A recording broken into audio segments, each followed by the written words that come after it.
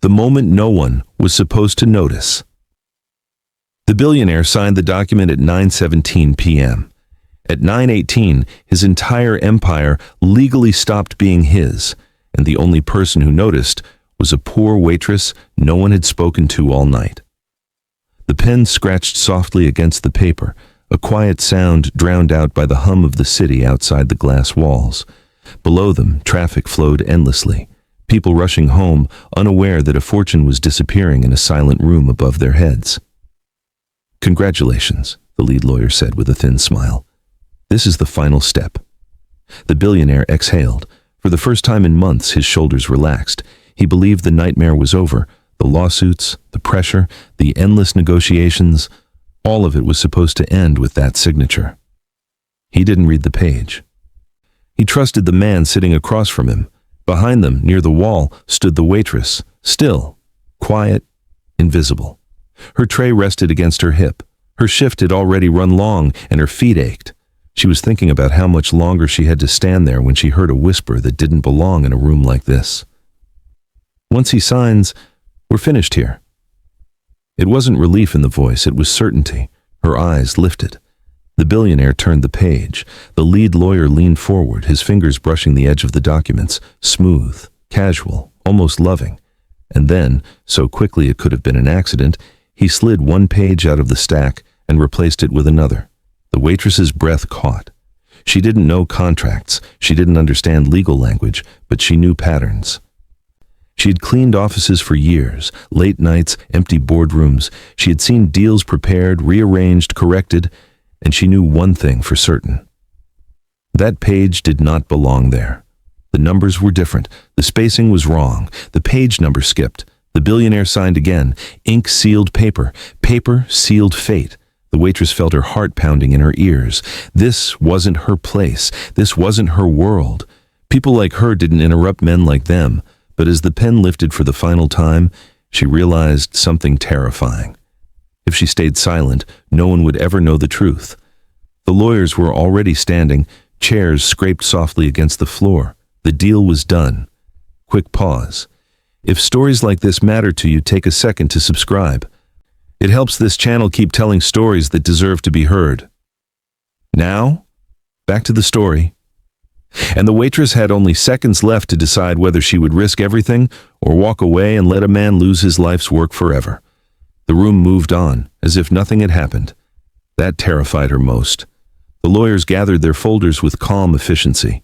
One checked his watch, another answered a phone call in a low voice, already discussing dinner plans. To them, this moment was finished. Just another transaction, another win. To the waitress, it felt like watching a man walk off a cliff in slow motion. Her fingers tightened around the tray until her knuckles burned.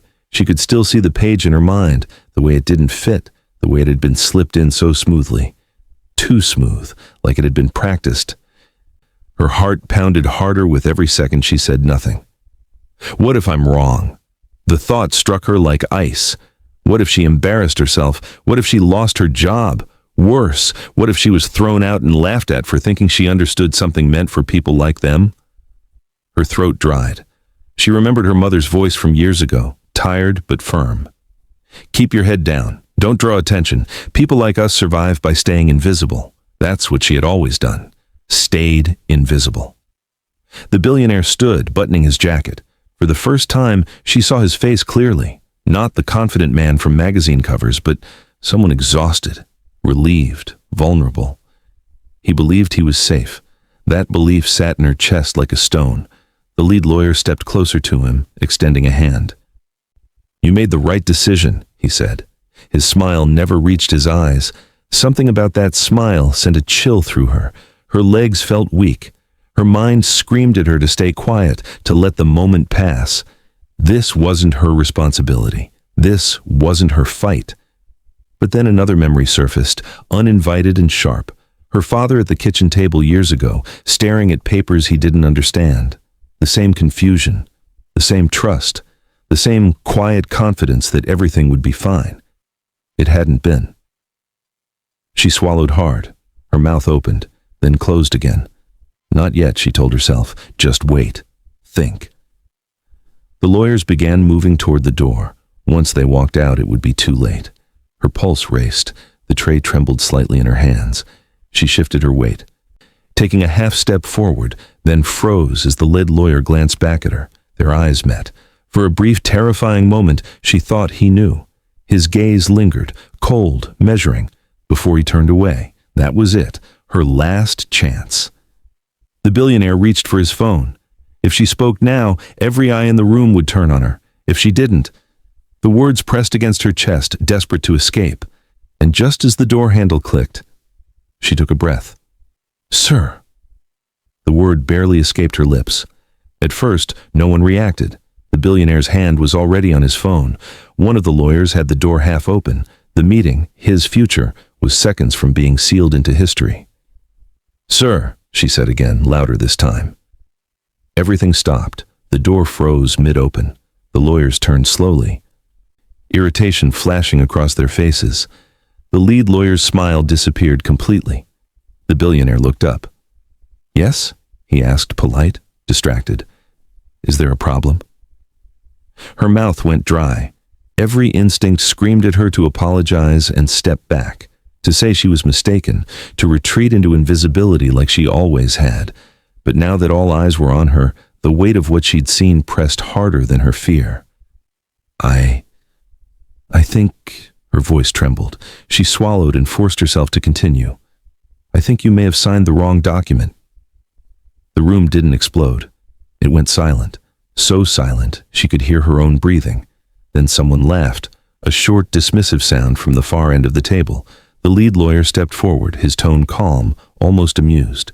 "Miss, this is a private legal matter," he said. "You're mistaken." "I'm not," she whispered. Her heart hammered violently. She hadn't planned to say that. It just came out. The billionaire studied her now, not angry, not amused, curious.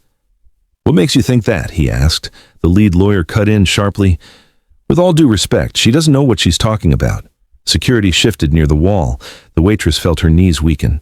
She hadn't expected this part, the pressure, the way the room leaned against her like a storm. "I saw the page," she said, her voice barely steady. "It was changed." The lead lawyer's jaw tightened. "That's enough," he said. "You're out of line." The billionaire raised a hand. "Wait." That single word changed the air. The lead lawyer turned toward him, forcing a smile. "This is unnecessary. The deal is done." The billionaire didn't look away from her. "You're saying the page I signed wasn't the one I reviewed?" "Yes," she said. Her chest burned. Fear wrapped around her throat. She knew she had crossed a line that could never be uncrossed. The billionaire leaned back slowly. "Then," he said quietly, "bring the documents back." The lead lawyer didn't move. That was when the waitress noticed something that made her blood run cold. The lead lawyer's hands were shaking. The silence stretched longer than anyone expected. The lead lawyer's hands stilled the moment he realized she was watching them. He curled his fingers into a fist, then relaxed them, forcing control back into his posture. When he spoke again, his voice was smooth, but something fragile had slipped beneath it. "There's no need to revisit signed documents," he said. "Everything has been reviewed extensively." The billionaire didn't respond right away. He picked up the folder in front of him, heavier now than it had been minutes earlier. He flipped it open slowly, as if time itself had thickened. His eyes moved across the pages, not reading, searching. The waitress stood frozen. She felt exposed, like a light had been turned on inside her. Part of her expected someone to grab her arm and escort her out. Another part waited for the billionaire to laugh and dismiss her entirely. Instead, he stopped. His brow tightened. "Page 12, he said. The lead lawyer stiffened. "What about it?" "Read the heading," the billionaire replied calmly. One of the junior lawyers shifted in his chair. Another avoided eye contact. The lead lawyer hesitated, just a second too long, before speaking. "Transfer of temporary operational authority," he read aloud.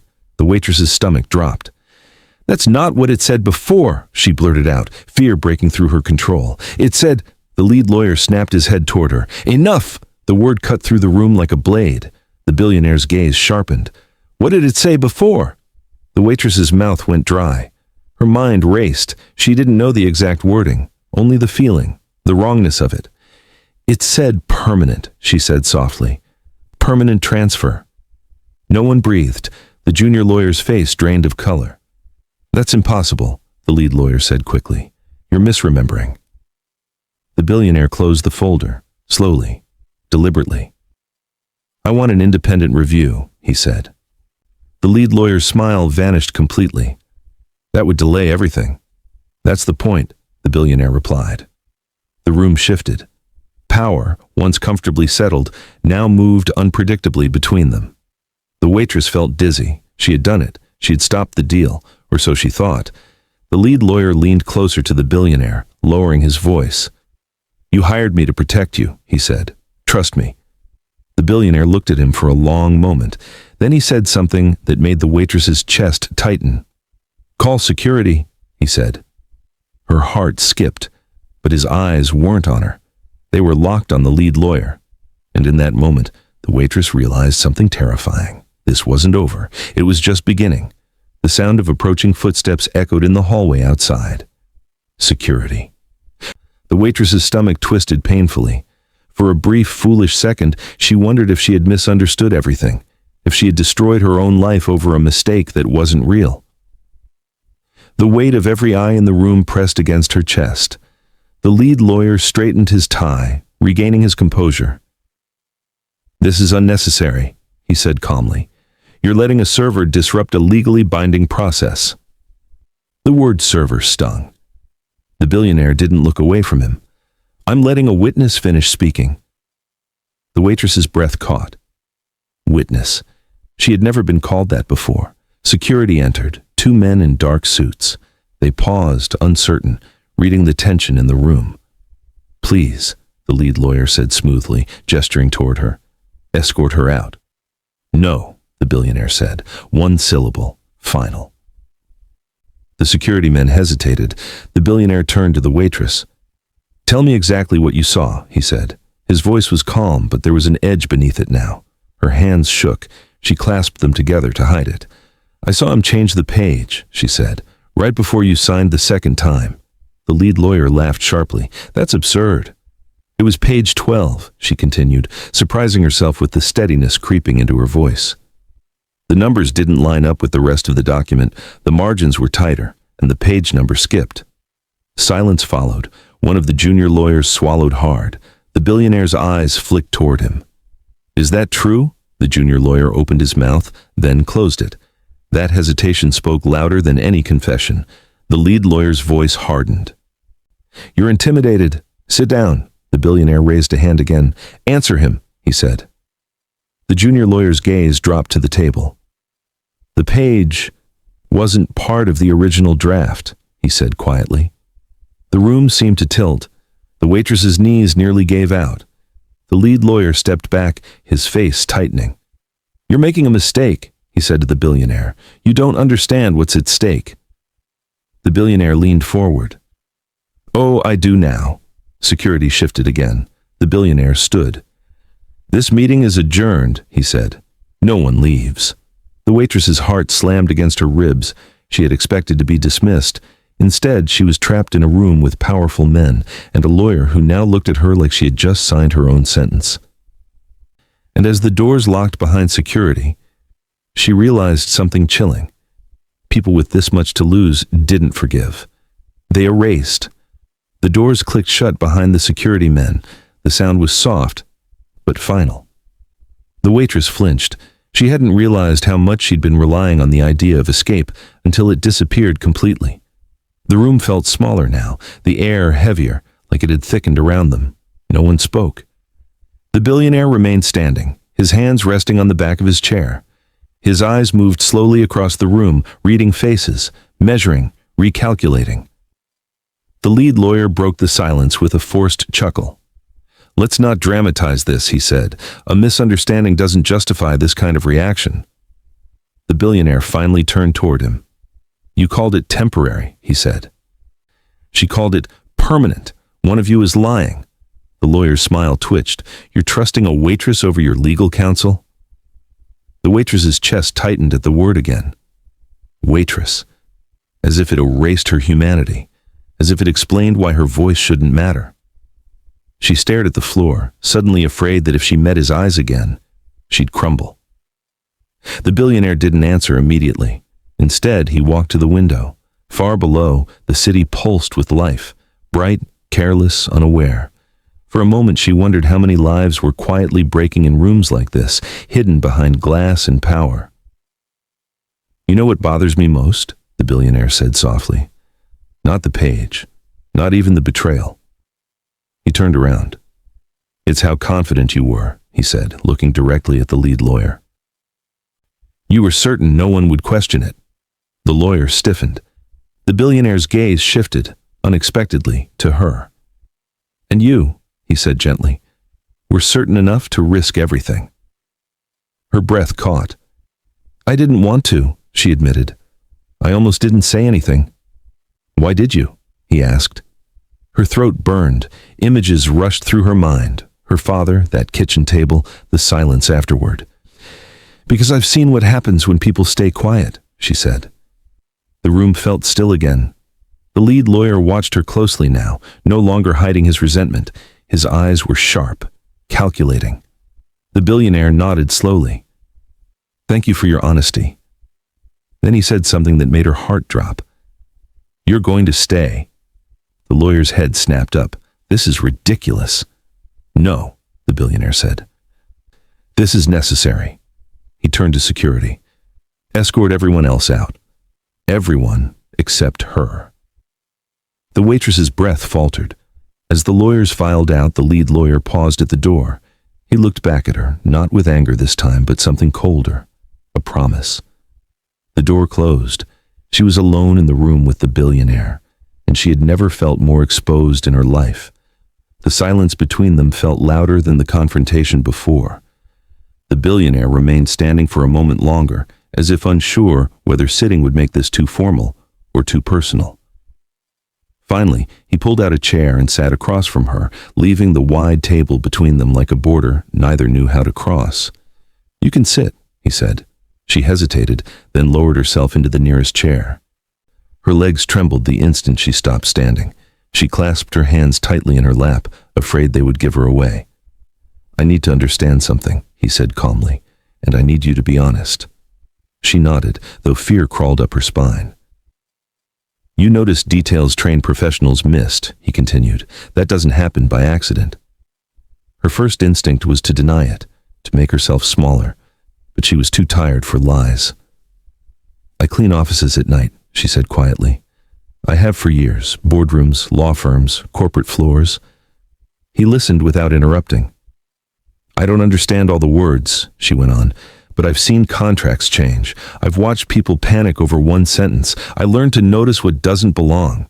The billionaire leaned back slightly. "And the whisper." Her eyes lifted.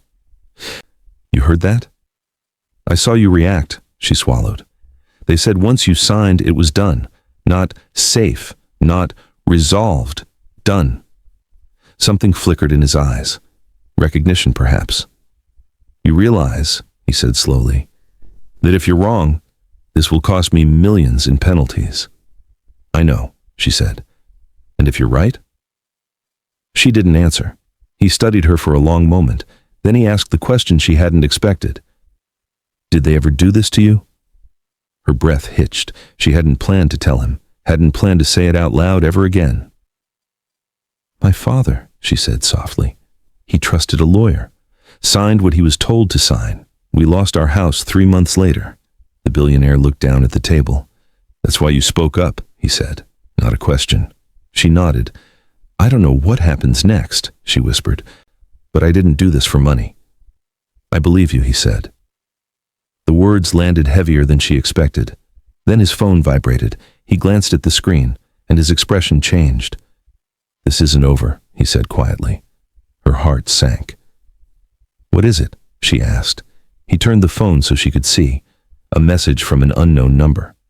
"You shouldn't have spoken." Her blood ran cold. The phone felt heavier in the billionaire's hand than it should have. He read the message again, slowly, as if the words might change if he stared long enough.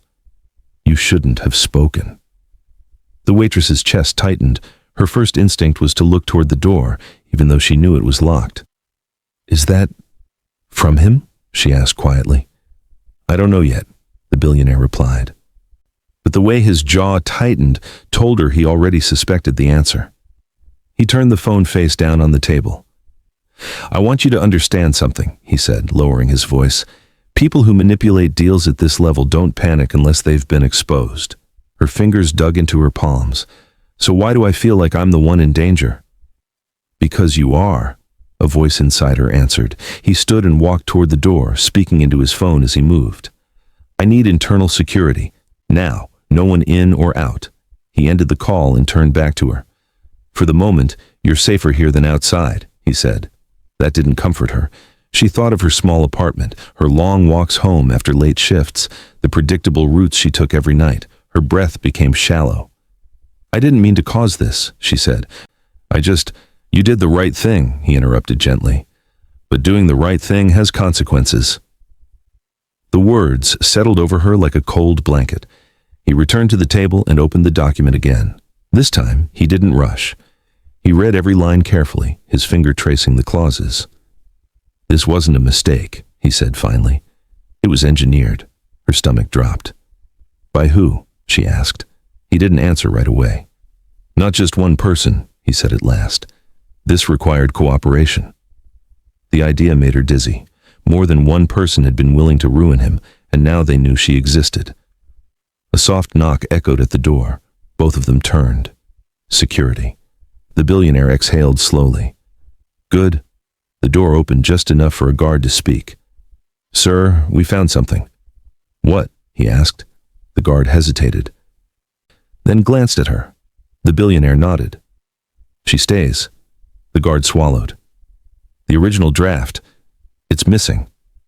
The room went still. The waitress's heart sank. Missing? She repeated. Yes, the guard said. It's been removed from the system. The billionaire closed his eyes briefly. They're erasing the trail, he said.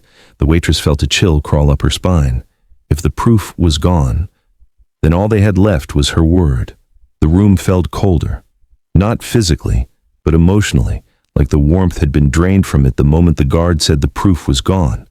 The billionaire remained silent, staring at the empty space on the table where the original draft should have been. For the first time since she had spoken up, he looked uncertain. That terrified her.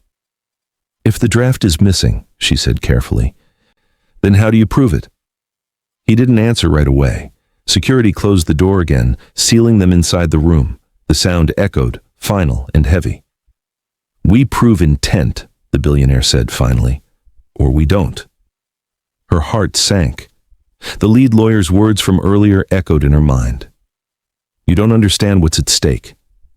She did now. The billionaire turned toward her. His expression wasn't accusing, but it wasn't reassuring either. You're the only one who saw the swap, he said. That puts you in a difficult position. The unspoken words hovered between them. What if they blame you? Her throat tightened. Are you saying you don't believe me? I'm saying, he replied slowly, that when money disappears, someone always becomes the story. Her pulse spiked. I didn't touch anything, she said quickly. I wouldn't even know how. I know, he said. But doubt, small, dangerous, had entered the room. She looked down at her hands, suddenly aware of how out of place she was, her uniform, her shaking fingers, how easy it would be for someone to point at her and say she didn't belong there. The guard shifted near the door. We're running out of time, the billionaire said quietly. If they finalize the transfer on their end, reversing this will be difficult. How long? She asked. Hours, he replied. Her chest tightened further. The billionaire rubbed his temples, thinking. Then he looked at her again. Tell me everything, he said. Every detail, even the ones you think don't matter. She closed her eyes, searching her memory. The page smelled different, she said suddenly. He looked up. Different how? New ink, she said. Like it was printed recently, or the others smelled older. The billionaire's eyes narrowed. That means it wasn't prepared with the rest. She nodded.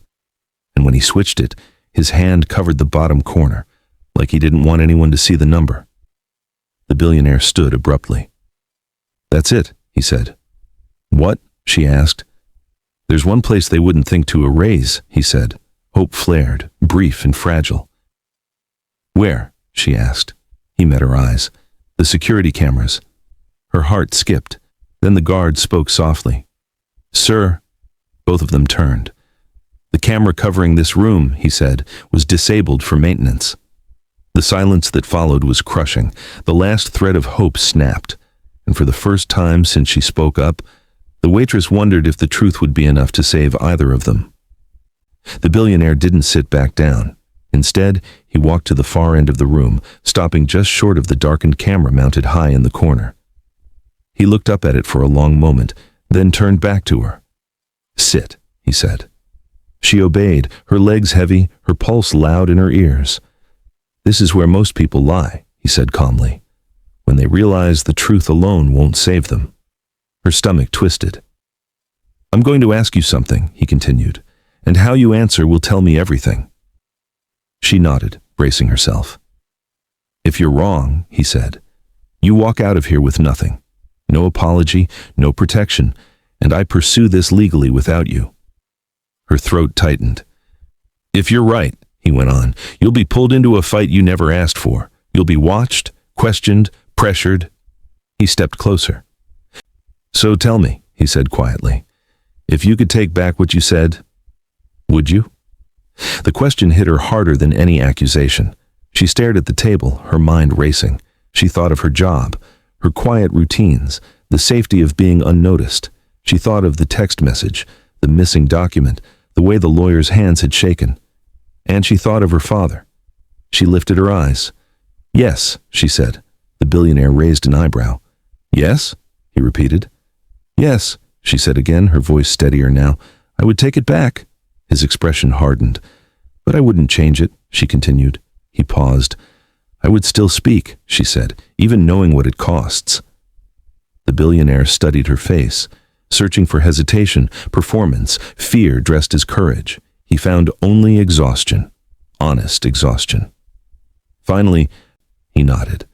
That's the answer I needed, she exhaled shakily. Then you believe me? She asked. I believe you, he said, and that means I have to protect you. Her heart skipped. How? He turned toward the door. By doing something very dangerous. Security opened it at his signal. The billionaire glanced back at her. I'm going to let them think you're lying, he said. Her blood ran cold. What? She whispered. It's the only way to see who reacts, he continued. Who moves first? She stared at him, fear flooding her chest. And what happens to me? She asked. He met her eyes. You become the bait. The billionaire didn't hesitate. The moment security stepped fully into the room, he raised his voice just enough for everyone outside to hear. She was mistaken, he said flatly. There's no evidence of document tampering. The words hit her like a slap. The waitress's breath caught, her body tensed, instinctively screaming that she had just been abandoned. The lead lawyer, standing just beyond the doorway, froze. Then, relief.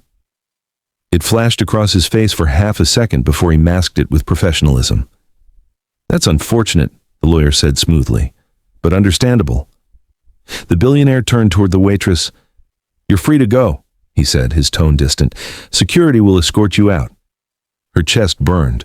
She searched his face, looking for something, anything, that told her this was still part of the plan.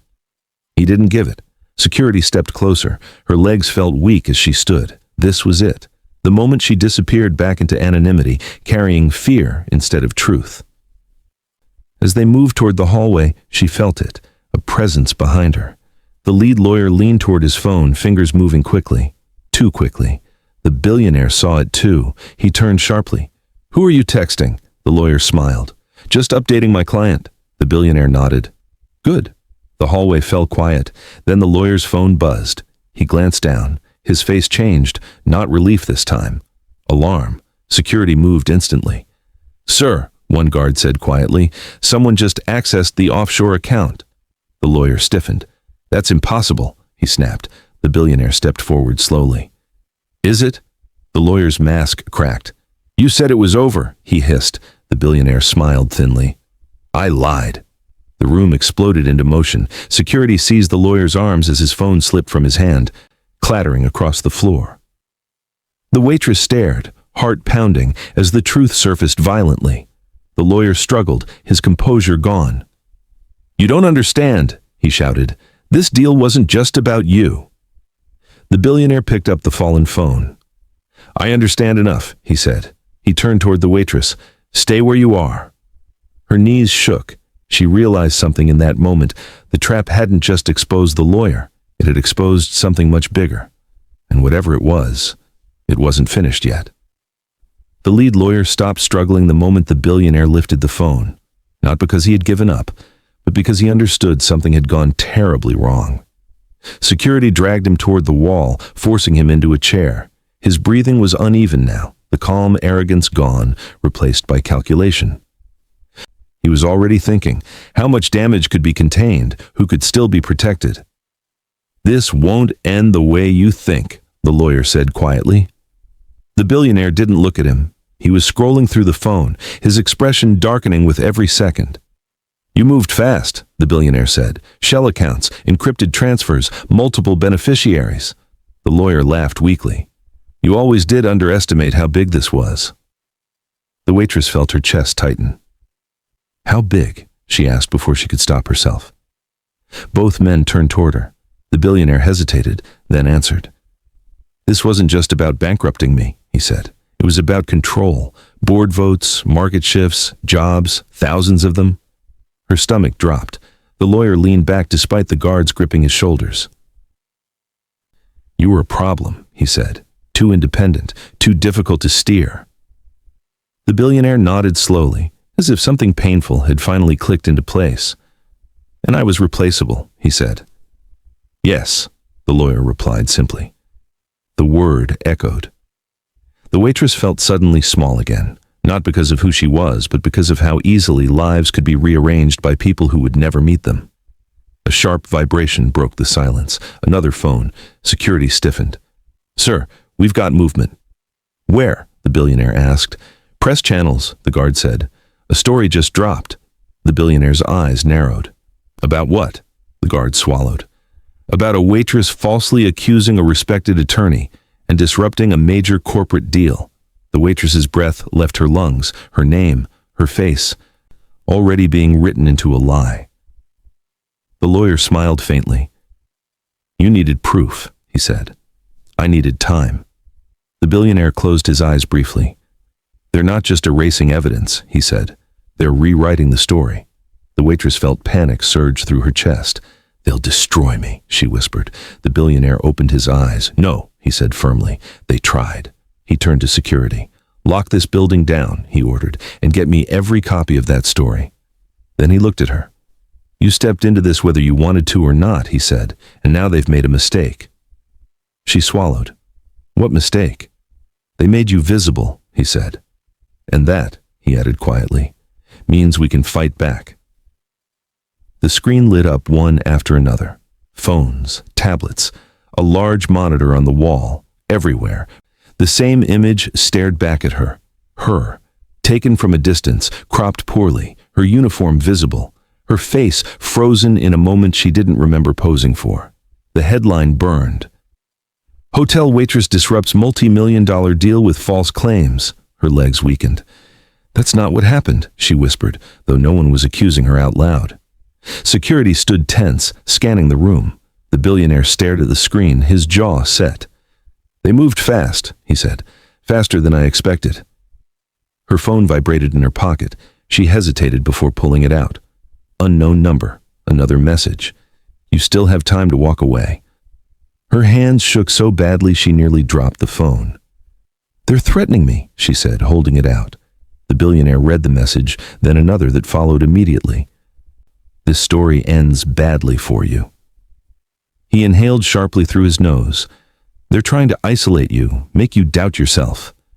"It's working," she admitted, her voice cracked. "People are already calling me a liar." She thought of her co-workers, her manager, her landlord. How long before they believed it too? The billionaire turned off the screen. "Listen to me," he said firmly. "This is the part where most people retreat, where fear does the job evidence couldn't." She looked up at him, tears burning her eyes. "I didn't ask for this," she said. I just told the truth. I know, he said, and that's why they're panicking. He paced slowly, thinking. They can control headlines, he said, but they can't control timing. What do you mean? She asked. He stopped. They accused you publicly, he said, which means we can respond publicly. Her heart skipped. With what proof? He looked at the seized phone in security's hands. With intent, he said, with behavior, with patterns. The lawyer laughed from his chair. Circumstantial nonsense. The billionaire ignored him. They think you're weak, he said to her. They think you'll hide. She shook her head slowly. I can't, she said, even if I wanted to. A silence settled. Then the billionaire nodded once. Good, he said, because we're about to do something they don't expect. Her breath caught. What? She asked. He met her eyes. We're going live. The red light came on. Live. For half a second, no one spoke. The billionaire sat centered in the frame, calm and controlled. The waitress sat beside him, stiff, her hands folded tightly in her lap. She could feel her heartbeat in her throat. Across the screen, comments began to flood in. Why is she there? This is a setup. She's lying for money. Her chest tightened. My name is irrelevant, the billionaire began. What matters is what happened in this room tonight. The comments exploded. He's covering for her. Where's the proof? Another rich man's distraction. The waitress stared at the scrolling words, each one cutting deeper than the last. Strangers who had never met her were deciding who she was in real time. She accused my legal counsel of document manipulation, the billionaire continued. At first, I dismissed it. Good, finally some sense. Her stomach dropped. He turned slightly toward her. But then I tested it. The lead lawyer shifted in his seat off camera, smiling faintly. The billionaire raised the seized phone. Within minutes of saying her claim was false, this device accessed an offshore account tied to the very clause she questioned. The comments slowed. Not stopped. Slowed. That proves nothing. Circumstantial. Fake drama. Her hands trembled. This was going wrong.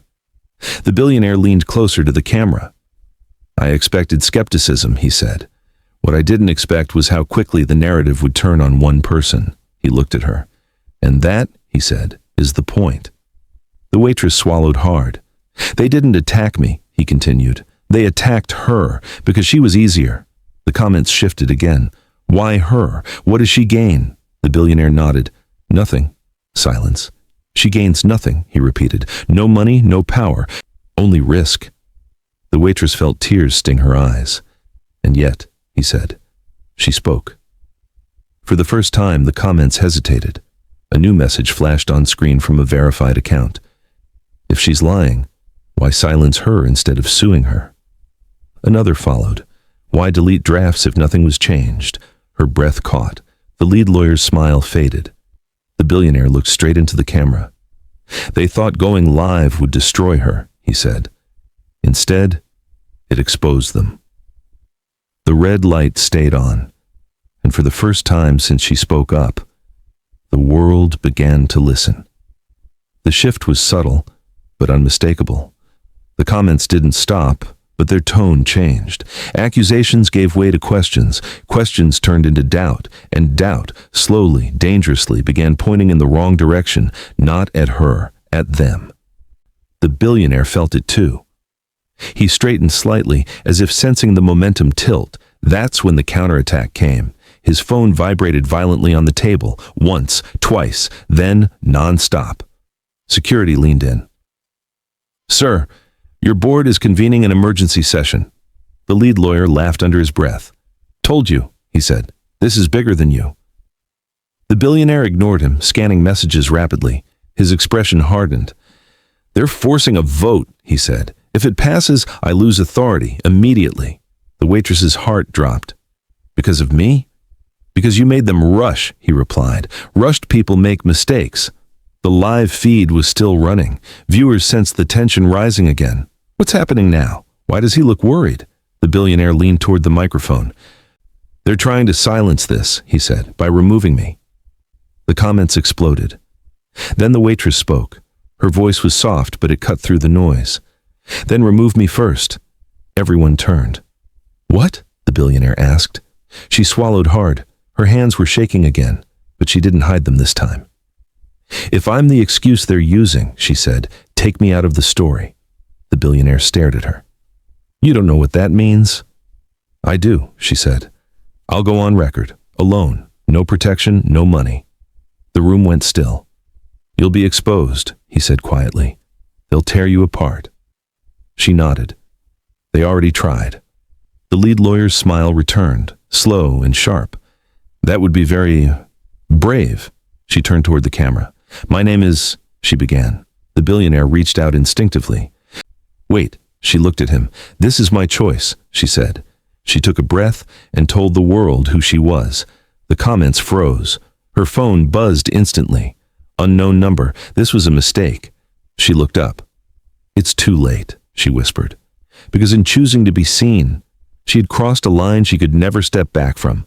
The moment her name left her mouth, everything changed. The comments surged so fast they blurred together. Some messages froze mid-scroll as moderators struggled to keep up. "She said it. She's real. This isn't staged." The billionaire's phone rang. Not a message this time, a call. He glanced at the screen, then answered without speaking. For several seconds he listened in silence.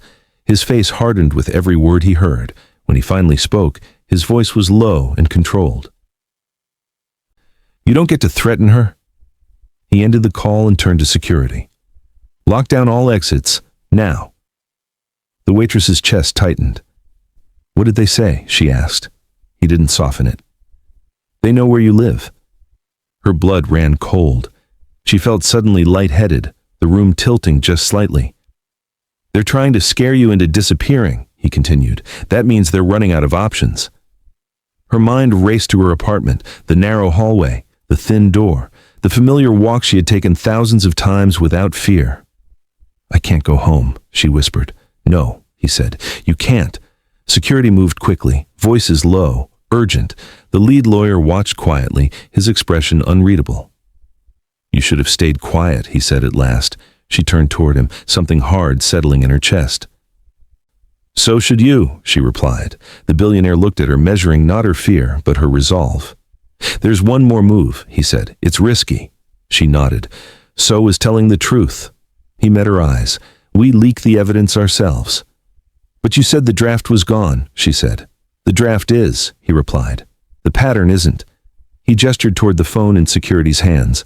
Transfers, timing, messages, enough for investigators to step in. "And me?" she asked. "You disappear," he said. Her breath caught. "Disappear?"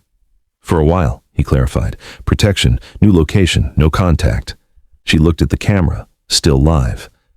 "And if I refuse?" she asked. The billionaire didn't answer immediately, because they both knew the truth. Some stories didn't let you walk away. And as security prepared to move her, another alert flashed across the screen. Breaking. Federal investigation opened into corporate fraud linked to failed deal. The lead lawyer's face drained of color. The trap had worked, but the danger wasn't over yet.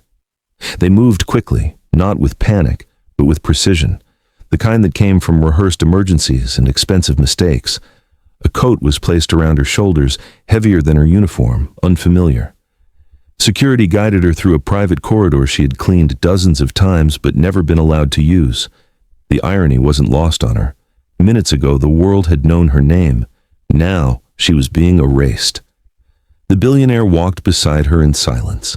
The glow from the live feed was gone, replaced by dim hallway lights and the hum of generators. Somewhere behind them, doors locked, phones rang, and power shifted. At the service elevator, he finally spoke. "This won't be easy," he said. "You'll lose more than people realize." She nodded. "I already did." The elevator descended smoothly, numbers ticking down like a countdown.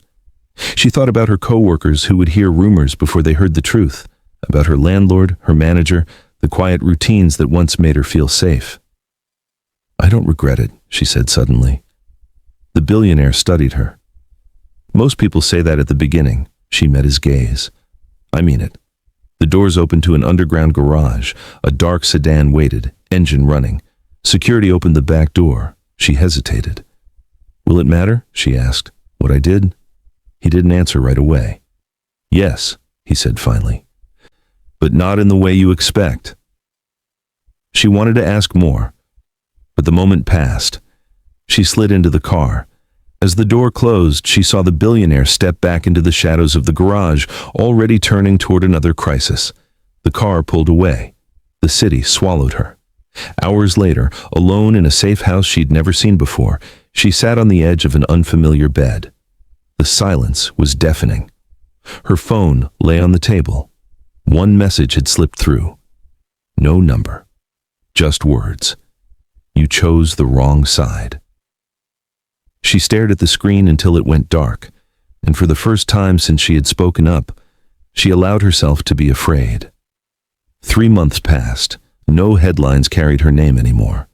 At first, the silence had felt like relief. No cameras, no comments, no strangers deciding who she was. Just quiet mornings, unfamiliar streets, and a life reduced to essentials. She learned the rhythm of the safe house quickly. Wake up, check the windows, drink coffee she didn't choose, read the news without ever scrolling too far, sleep lightly, very lightly. The investigation had grown, quietly but steadily. Executives questioned, accounts frozen, names she recognized and names she didn't pulled into something larger than the night it all began. The billionaire had vanished from public view too. Some said he was finished, others said he was waiting. She didn't know which frightened her more. One afternoon, a knock came at the door, not loud, not rushed, 3 slow taps. Her body tensed instantly. She checked the peephole. A man stood there she didn't recognize, plain clothes, calm posture, empty hands.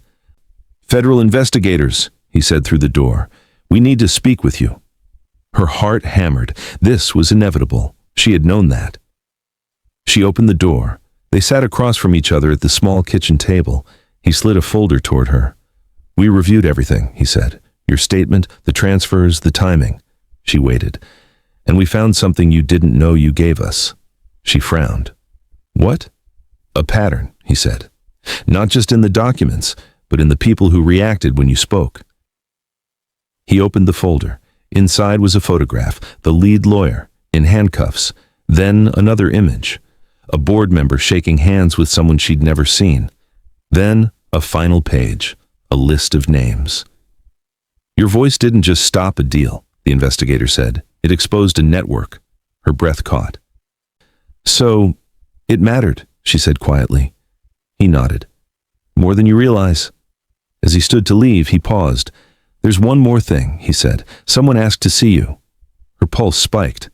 "Who?" she asked. The investigator met her eyes. "The man whose signature you stopped." Her chest tightened. After months of silence, the story wasn't done with her yet. The room they brought her into was nothing like the boardroom where it all began. No glass walls, no city lights, no audience. Just a simple conference room with neutral walls and a single table between 2 chairs. The billionaire stood when she entered. He looked different, not weaker, but stripped of polish. No tailored suit, no carefully rehearsed confidence, just a man who had been forced to sit with the consequences of his trust. "Thank you for coming," he said. She nodded, unsure what to say. For a moment, neither of them spoke. The silence wasn't tense this time. It was heavy, full of everything that had happened since that night. "They're all going to prison," he said finally. "Some already have deals, others don't." She absorbed the words slowly. "And you?" she asked. He exhaled. "I lost control of the company. Temporarily, maybe longer." She studied his face, searching for regret. "I don't regret stopping it," he said before she could ask. "I regret not seeing it sooner." He reached into his jacket and placed a document on the table, but didn't slide it toward her. "I could offer you money," he said. "Enough to disappear forever." Her chest tightened. "But that would miss the point," he continued. He pushed the document toward her now. It wasn't a contract. It was a public statement, signed. "I told the truth," he said. "All of it. Your role, my failure, their manipulation." She looked up sharply. "You didn't have to do that." "I did," he replied, "because if this story ends with you vanishing quietly, then nothing really changes." She swallowed. "What happens to me now?" she asked. He met her gaze steadily. "That's up to you," he said. "You can stay invisible, or you can testify publicly." The weight of the choice settled over her. Fear whispered one thing, purpose whispered another. She thought of her father, of silence, of what silence had cost. She pushed the document back toward him. "I'll testify," she said. The billionaire nodded once, then, softly, he added, "You saved my company." She shook her head. "No, I saved the truth." And for the first time since this began, they both understood what that meant. No cameras followed her into the courtroom. That part surprised her. After everything, the headlines, the threats, the nights she slept listening for footsteps, she expected noise, chaos, applause, or anger. Instead, there was silence. She sat on a wooden bench, hands folded, waiting for her name to be called. Around her, lawyers whispered and papers shuffled. The machinery of justice moved slowly, deliberately, unimpressed by fear or wealth. When she stood to testify, her legs trembled, but her voice did not. She told them what she saw, the page, the switch, the certainty, nothing more, nothing less, no speeches, no drama, just the truth. Months later, the story faded from the news. Another scandal replaced it. Another name took its place. That was how the world worked. But some things remained. The company survived, smaller, humbler, watched more closely than before. The men who believed silence would protect them learned it didn't. And her life? It didn't become extraordinary. She returned to work, not as a waitress, not as a symbol, just as herself. Sometimes late at night she passed conference rooms with glass walls and city lights beyond them. She still noticed details others missed. Old habits never disappeared. One evening, she paused by a table where a contract lay open. The ink was still wet. She smiled quietly and kept walking. Because power had taught her something it never intended to, that the smallest voice in the room can still change everything, if it speaks. If this story moved you, subscribe for more stories where quiet courage changes everything, and tell us in the comments, would you have spoken up?